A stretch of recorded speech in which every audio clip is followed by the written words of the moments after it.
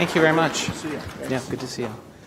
Good afternoon, everyone. I'm really delighted to speak to this audience, and it's a really big group. I'm going to try to cover in the next 20 minutes a few topics, but because it's only 20 minutes, my goal is really to give you some understanding of 2019, because as you know, this is a year where a lot of folks were thinking markets were chipping into recession, and of course it's been a great year. So I want to provide a framework that explains not only 2019, but what it possibly means for the next 2 years and the next 10 years. So I'm going to try to give you some insights over that time frame. And the title of my talk is Cycles Bottoming. And the real message here, though, is I think too many people have a 2008 hammer looking for 2008 nails. And what I mean by that is I think people are looking for problems and not letting the market really tell them what to be focusing on.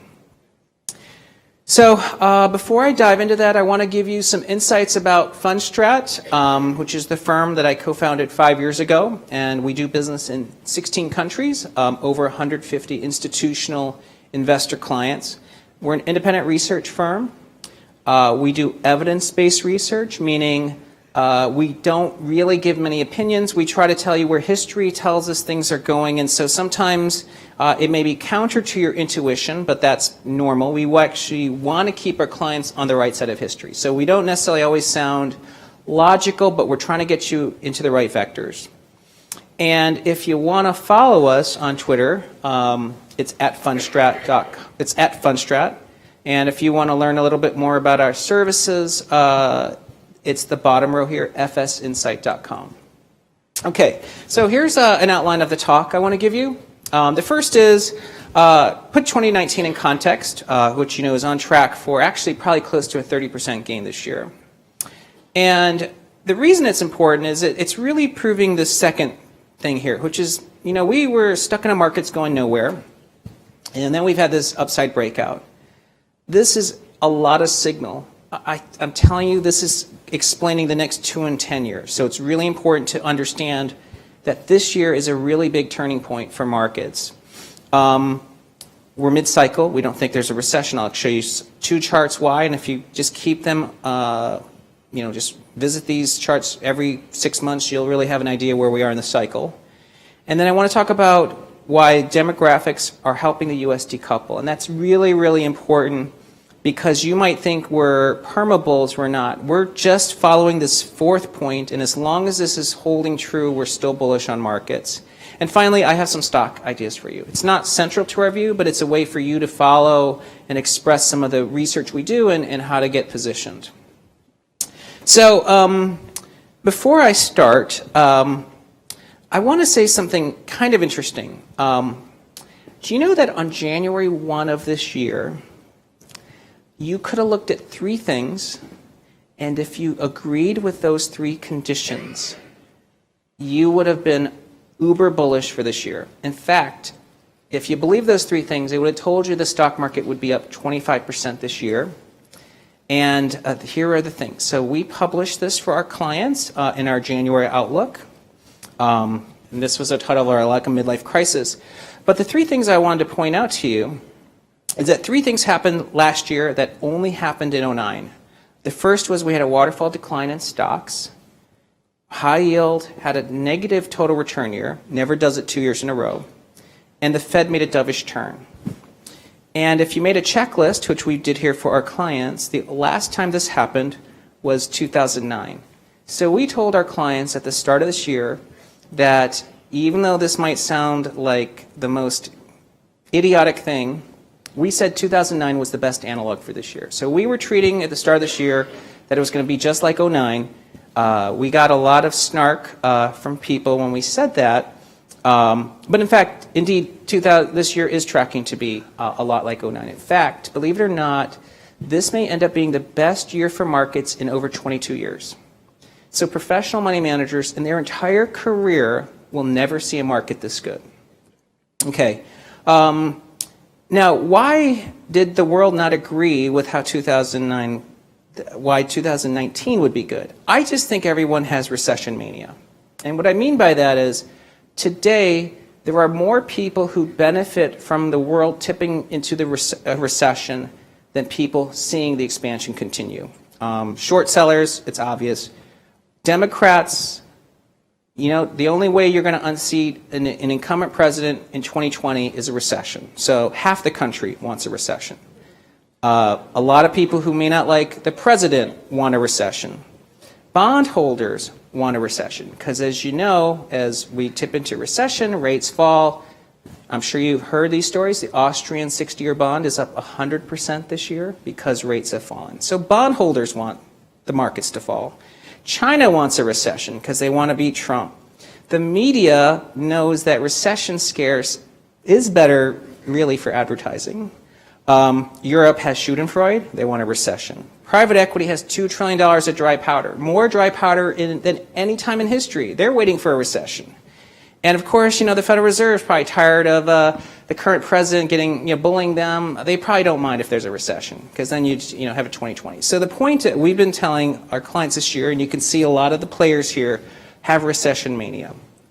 And but that's not what's happened so far in 2019. As you know, the Newton's first law of motion is into effect. So if you're wondering how you want to position yourself into the end of the year, we're already up 25% for the year since 1930. If markets are up 18% through October, their average gain into the end of the year is 6%. We're talking 3,200 for the S&P. There's another 100 points plus in the next 8 weeks, and we are urging our clients to take advantage of that because an active manager can turn that into 10, 20% total return gains. So I think if you're really skillful, you don't want to be scared in the next 2 months.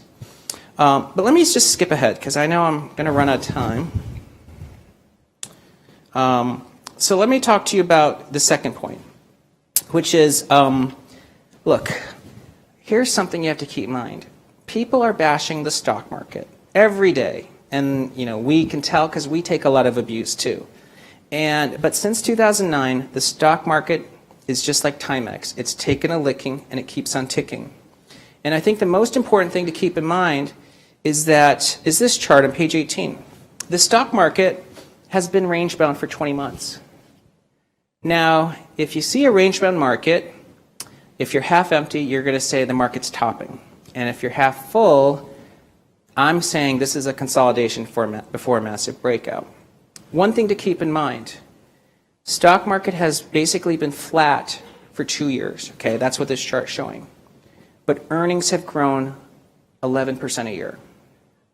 So the earnings are 22% higher than they were at the start of this flat period, and the market's gone nowhere. So think about that, right? If earnings are up 22 and the market's flat, how can that be a top? And yet so many people think we're topping. These are just some headlines from some major news outlets. But here's the thing. Since World War II, if you said how many times has the market been stuck for 20 months and 12 months, we marked it in blue. So you can see it there, 52 to 54, 83 to 84, and 2014 to 2016. It's never been at a top. It's always been mid-cycle. And here's how they've been resolved. 3 of 3 times, markets going nowhere have a massive, massive upside breakout. Okay, so just think about this as in the next 2 years. So over the next 2 years, the average gain is 50%. So the base case, I'm not guaranteeing it, is S&P would be 4,500 in 2 years if it follows history. Now you might say this is inconceivable, but I believe there's reasons it's going to happen, and I'll show you. But here's the thing. That's the base case. Just like I said, at the start of this year, the base case was that this was 2009 because that's what history said. And as you know, this year played out like 2009. History's saying next 2 years, 25% a year return for stocks. And the prior speaker kind of said the same thing, right? If you think we're topping, since World War II, this is what the 6 major tops have looked like. 6 of 6 times, it's inverted Vs. Markets don't make a flat top. They are inverted Vs. So the point is, unless we're going to have some massive surge and then tank, it's not a top. Okay. All right, and I got to start rushing here because I only have 10 minutes. So this is what I want to show you. Let's now not look at 2 years. Let's think about the next 10 years. This is a chart we've been using since my days at JP Morgan.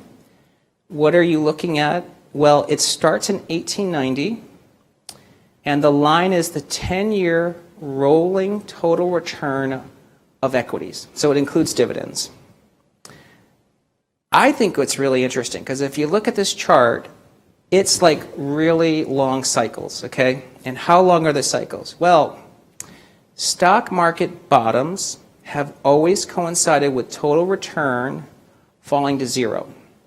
And we first published this at JP Morgan in 09 because, as you can see, in February of 09, you touched that horizontal line. And the other times you touched it was 1939 and 1974, and before that, 1897. So it's only happened 4 times in history. Every time it's been the bottom of a bear market. But here's the interesting thing. The bull market that follows never stops until it hits the red line. The red line is 10-year rolling return hitting 500%.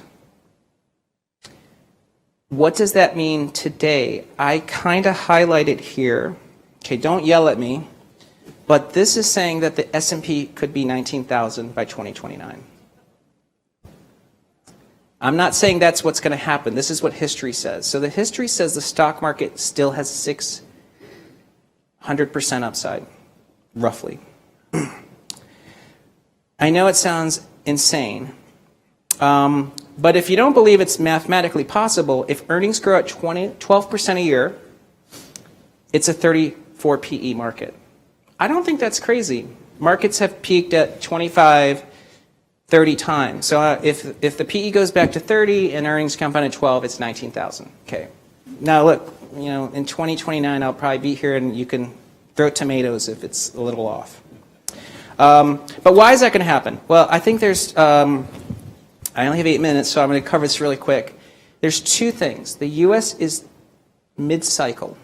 We're not late cycle in the economy. But more importantly, it's the next point. The U.S. is decoupling from the rest of the world. There's something that you haven't seen in 50 years happening in America. And if we're right, this is a massive, massive tailwind for American profit growth. That's really why we're getting that chart that looks like that. Okay. So mid-cycle, I'm going to cover this really quick. 2 ways to think about how late you are in an expansion is really how you're utilizing the labor markets, and it's the investment cycle. The chart on the left is how people conventionally measure labor market maturity, unemployment rate. And on that chart, unemployment rate is the lowest in 50 years. But if you believed that chart, we would have wage inflation, which we don't have today, and there'd be no jobs growth because, you know, everyone's got a job. But as you know, the labor market numbers have been continued to be really good, payrolls. The right chart is our way of measuring the labor market. This is how the Fed economists have proposed looking at labor utilization. It's just the number of people working divided by the population. It's like capacity utilization. It's only at 60%. You know, business cycles don't mature until it hits 63. You know, that's like 10 million more jobs. This is saying we can grow 2 million jobs a year for 5 more years, and then we used up all the labor. This, I think, is really one of the key charts. In fact, I don't have it here, but it shows that wage inflation is 90% correlated with the right chart, and only 60% correlated on the left. The Phillips curve is only working if you use the right chart, not the left chart. Or the right chart is the right chart. The other measure, though, of labor market maturity is investment spend as a percentage of GDP. In other words, how much of your country's GDP is on private investment of capital? Today it's at 24. Since 1970, this number, we've never been mid-cycle until it hits 27%. Okay? We have CapEx and investment spending has to rise another $500 billion before we're even mid-cycle. How low is investment spending in America? Well, this is a grid. You can't really see it on screen. But that horizontal line is America, 17% of GDP. Investment spent in America as a percentage of GDP is below Afghanistan, Venezuela, and Argentina. American capital investment is at third world levels today. Japan, Europe, Germany are 300 to 700 basis points higher. So the point again is there's been no capital spending in America. That's why we're only mid-cycle. Okay, now let me jump into the demographics because I got to wrap this up in 5 minutes. Oh, at 10? Oh, okay. I'll speak slower. So the last point I'd make, and I think this is the most important, I don't think people put enough thought into demographics. And I mean, I think there's general work done, and Harry Dent and all these have done a really great job because they look at total population. But at Fundstrat, what we've done is we've really extracted that and really looked at a much more narrow set of a generation, which is people aged 30 to 50. But here's total population. So I've listed the 6 major economies: US, Europe, Germany, Japan, China, Russia. And the first shaded column was the UN's projection for population growth in 1999 for the next 20 years. And here's what's interesting. In 1999, that's 20 years ago, the UN projected only 2 countries to have population growth: US and China. Which 2 countries kicked butt in the last 20 years? Europe was projected to have 0, Germany 0, Japan 0, Russia 0. Only US and China captured any value as an economy. The next column is the projection for 2019 to 2039. Only one economy is projected to have any population growth: America. China's population is not projected to grow for the next 20 years. I think you can make a credible case that China's growth story is over. It's going to look like Japan in the next 20 years. Now, it doesn't mean you shouldn't be selling goods to China, but it means you should only be targeting wealthy people in China because there's really no population growth. And why does wealth matter? Well, this is a chart from, this is data from Credit Suisse. This is household wealth by country. So household is individual's wealth. The world has $300 trillion of wealth. I mean, that's 5 times global GDP. Okay, so there's a lot of wealth. 100 trillion is in America. 1/3 of all the money in the world held by households is in America. And then 50 trillion is in China. 2 countries control half of all the wealth in the world. Think about that. I mean, no other country matters. You might think that the Middle East has a lot of money. Like Saudi Arabia is the wealthiest country in the Middle East, and household net worth is only $1 trillion. Chinese households own 50 times the wealth of Saudi Arabia, and yet all the countries that own resources, whether in Latin America or Middle East, have never been able to hold their wealth. Only America and China. So if you want to think about what matters for you and how your money should be positioned and what geographies you should focus on, I know people have been telling you to focus on emerging markets or growth. The growth is just in the US. And how do you see this growth? Well, I'm going to plot population growth. So the left chart is the US population growth minus G7. The middle one is US minus China. The third one's US minus Japan. Notice in each case, US population growth is pulling away. It is turning parabolic, actually, because those inflections are only 2 or 3 years old. But the most important age group is the 30 to 50-year-old. So in America, that's the dark blue line. Notice how it's starting to hook up, going parabolic in America, and every other country is tanking. The US has a massive demographic tailwind that no other country really has right now. And it's because of this. So that's the growth rate of 30 to 50-year-olds since 1930, okay? And again, you can see it's really cyclical.